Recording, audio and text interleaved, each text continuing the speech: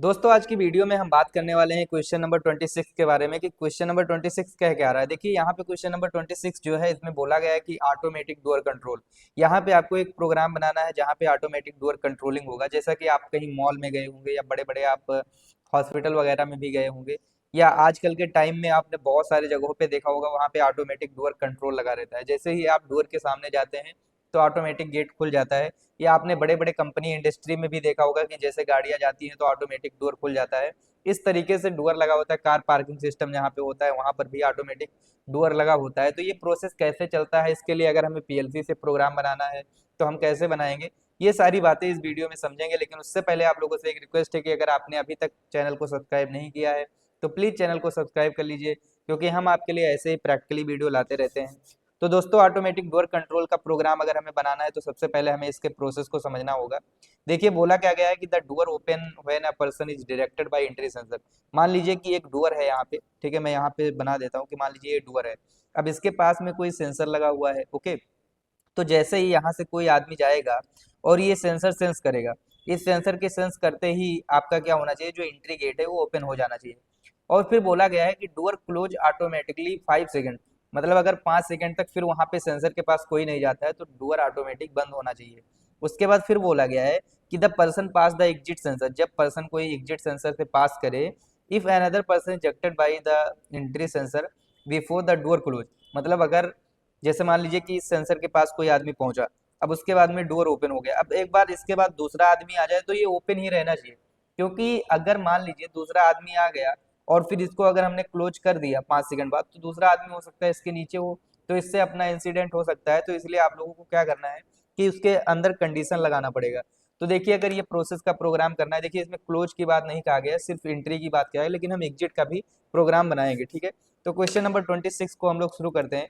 तो यहाँ पे मान लेते हैं कि हमारे पास एक एंट्री सेंसर है। तो एंट्री सेंसर का हम नाम दे देते हैं, यहाँ पे बोल देते हैं कि अपने पास एंट्री सेंसर है। इसको रीनेम कर देते हैं, ये हो जाएगा एंट्री सेंसर, ओके। तो जैसे ही एंट्री सेंसर सेंस करेगा, वैसे ही सबसे पहले तो हमारे पास काउंटिंग भी आ जाना चाहिए कि चलो एक काउंटिंग आ गया। तो यहाँ पे मैं काउंटर अप डाउन यूज करूंगा, ठीक है। तो यहाँ पे जैसे ही एंट्री CTUD में यूज करूंगा, तो जैसे ही एंट्री सेंसर सेंस करेगा वैसे ही एक काउंट बढ़ जाएगा, ओके। और उसके बाद में एक एग्जिट सेंसर भी लगाऊंगा मैं, जो कि हमारा क्या करेगा, यहाँ पे एग्जिट सेंसर जो है वो वैल्यू को काउंट करेगा। जब कोई आदमी चला जाएगा तो एक वैल्यू कम हो जाएगी, ठीक है। तो यहाँ से हो जाएगा आपका ये एग्जिट सेंसर, ओके। तो एक एंट्री सेंसर हो गया, एक एग्जिट सेंसर हो गया।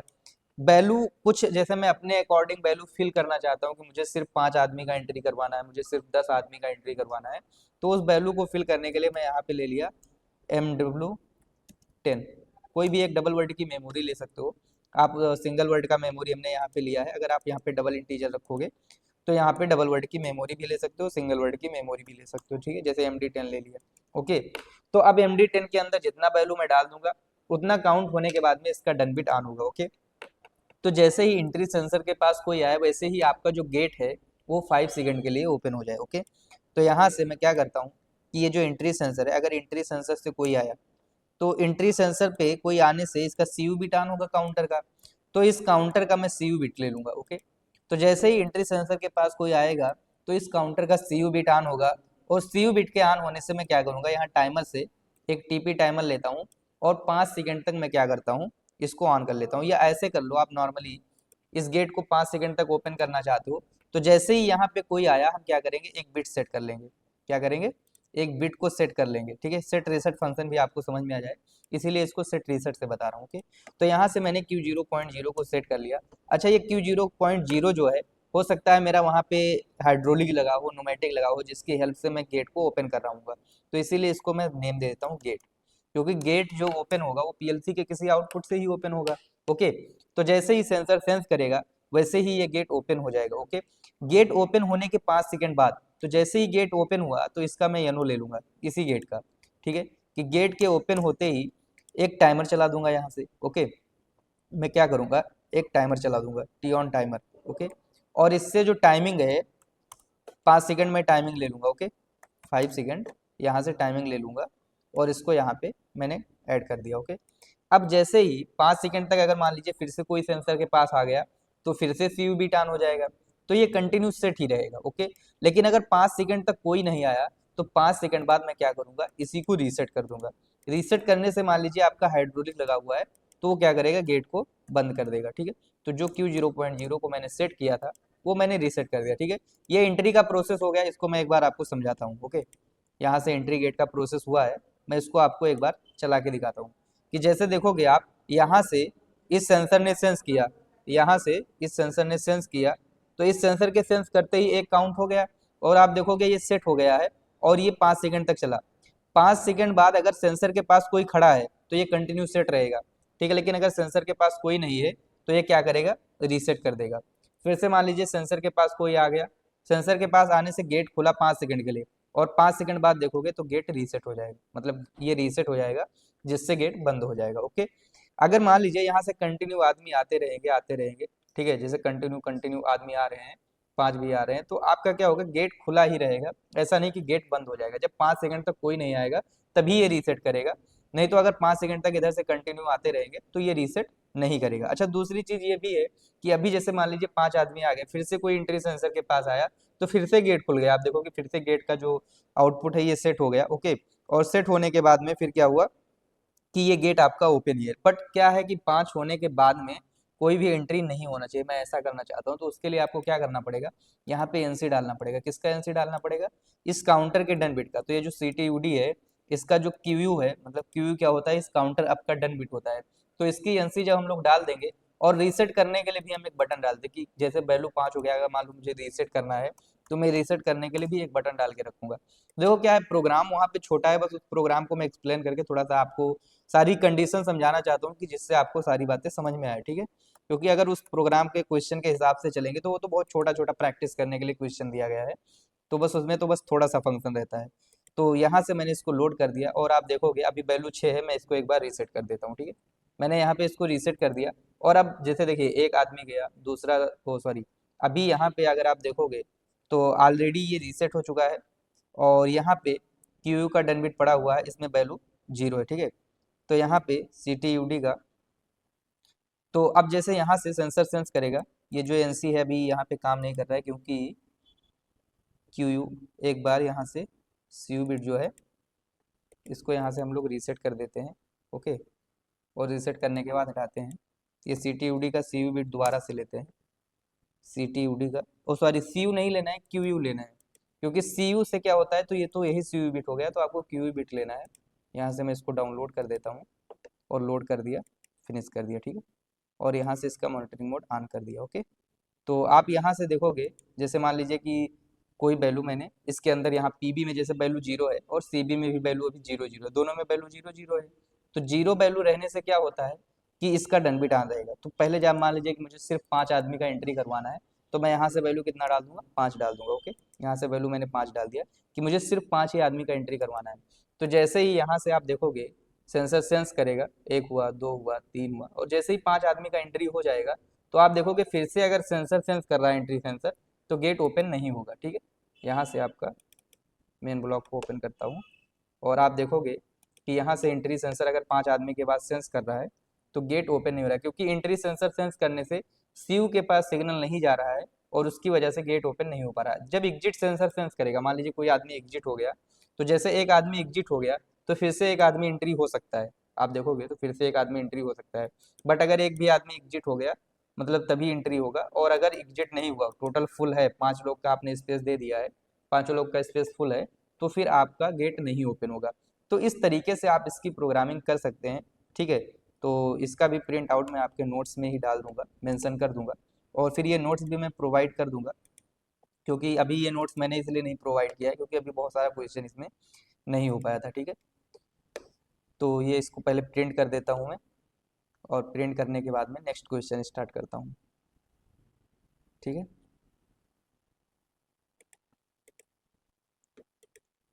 तो ये आपका क्वेश्चन नंबर जो है 26 हो गया। अब बात करते हैं हम लोग क्वेश्चन नंबर 27 की, कि क्वेश्चन नंबर 27 क्या कह रहा है। ठीक है, तो क्वेश्चन नंबर 27 में अगर आप देखोगे, तो क्वेश्चन नंबर 27 को पढ़ते हैं। यहाँ पे बोला गया है कन्वेयर विथ पार्ट डिटेक्शन, मतलब आपको एक कन्वेयर बनाना है, और उस पर कोई ना कोई सेंसर लगा होगा जो कि पार्ट को डिटेक्ट करता होगा। तो यहाँ पे बोला गया है कि write a PLC program to conveyor system that move part from one station to another station, ठीक है। कहने का मतलब एक कन्वेयर है जो कि किसी पार्ट को एक स्टेशन से दूसरे स्टेशन तक मूव करता है। और फिर बोला गया कि when a part is detected by sensor beginning of the conveyor should start moving, okay, and when the part reach the end the conveyor detect by another sensor the conveyor should stop. जैसे कि आप लोगों ने industry में या sensor जो आप लोग इंडस्ट्री में काम कर रहे हैं, तो आपने देखा होगा कि वहाँ पे एक कन्वेयर बना रहता है, ठीक है। जैसे बहुत सारे कंपनियों में लाइन पे काम होता है, लाइन चलती रहती है, जैसे फोन बनाते हैं या कोई ऐसा सिस्टम बना रहे हैं, तो वहाँ पे पूरा पूरा लाइन रहता है।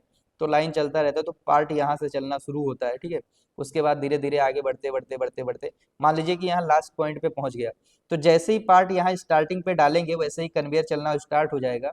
लेकिन जब एंड पॉइंट पे पहुंचेगा तो कन्वेयर वहीं पे रुका रहेगा। जब एंड से कोई पार्ट को हटा लेगा तभी पीछे से कन्वेयर मूव होगा। तो इस तरीके से जहां भी आप इंडस्ट्री में काम कर रहे होंगे तो आपने देखा होगा कि कन्वेयर का सिस्टम इस तरीके से बनता है। तो इसका प्रोग्राम बनाने के लिए हम लोगों को करना क्या है, ठीक है। इसका प्रोग्राम बहुत आसान है। सबसे पहले तो आपको एक कन्वेयर स्टार्ट करना है, ओके। तो कन्वेयर का स्टार्ट कैसे करना है, सेंसर की हेल्प से, कि जैसे ही इधर का सेंसर सेंस करे वैसे कन्वेयर स्टार्ट हो। पहले देखो एक कन्वेयर हम नॉर्मली स्टार्ट कर लेते हैं कि एक कन्वेयर का स्टार्ट स्टॉप बनाना है तो हम कैसे स्टार्ट करेंगे। तो यहाँ पे हम स्टार्ट पुश बटन ले लेते हैं, ओके। यहाँ से हम ले लेते हैं स्टार्ट पुश बटन, और उसके बाद में हम लेंगे एक स्टॉप पुश बटन किसी कन्वेयर को स्टार्ट स्टॉप करने के लिए, ठीक है। तो यहाँ से मैं ले लेता हूँ एक स्टॉप पुश बटन, तो ये हो जाएगा आपका स्टॉप पुश बटन। और उसके बाद में क्या करेंगे, इससे पहले एक मेमोरी होल्ड कर लेंगे M0.2, ओके। और इस M0 से ही हम होल्डिंग कर देंगे। M0.2 से हमने होल्डिंग कर दिया। अब जैसे ही M0 पॉइंट ऑन हुआ, ठीक है, M0.2, और इस M0.2 के ऑन होने से हम क्या करेंगे, एक कन्वेयर लगा देंगे। क्या लगा देंगे, एक कन्वेयर लगा देंगे। कन्वेयर किससे ऑन होगा, PLC के किसी आउटपुट से ऑन होगा। तो मैं Q0.0 से इसको कन्वेयर को ऑन कर देता हूँ, ठीक है। ये हमारा कन्वेयर है जो कि ऑन हो गया। अब कन्वेयर ऑन हो गया, जैसे आप स्टार्ट बटन दबाओगे कन्वेयर चल जाएगा। अब मान लीजिए कन्वेयर पे कोई पार्ट जा रहा है, जाते जाते जब एंड वाले सेंसर के पास पहुंच जाए, ठीक है। यहाँ पे एक सेंसर लगा के रखेंगे NC। जैसे मान लीजिए कि वो सेंसर का जो सिग्नल होता है वो PLC के किसी इनपुट पे आता है। तो जैसे मान लीजिए कि मेरा एक, मैं उससे उस इनपुट से एक मेमोरी ऑन कर लेता हूँ M0.4, ठीक है। कौन सा, M0.4। और इसको मैं एंड पॉइंट सेंसर दे देता हूँ। कौन सा, एंड पॉइंट सेंसर। कहने का मतलब कन्वेयर के एंड में ये सेंसर लगा हुआ है, ठीक है। तो अभी इतने प्रोसेस को मैं डाउनलोड करता हूँ और आपको चला के दिखाता हूँ। तो यहाँ से देखो, यहाँ से अगर आप कन्वेयर को स्टार्ट कर दिए, ओके, कन्वेयर को जब आपने स्टार्ट किया तो ये प्रोसेस चल गया, कन्वेयर स्टार्ट हो गया। मान लीजिए पार्ट कन्वेयर से मूव हो रहा है, मूव होते होते होते होते जैसे ही एंड पॉइंट पे पहुंचेगा, यहाँ पे आप देखोगे जैसे ही एंड पॉइंट पे पहुंचा वैसे ही कन्वेयर को बंद कर दिया।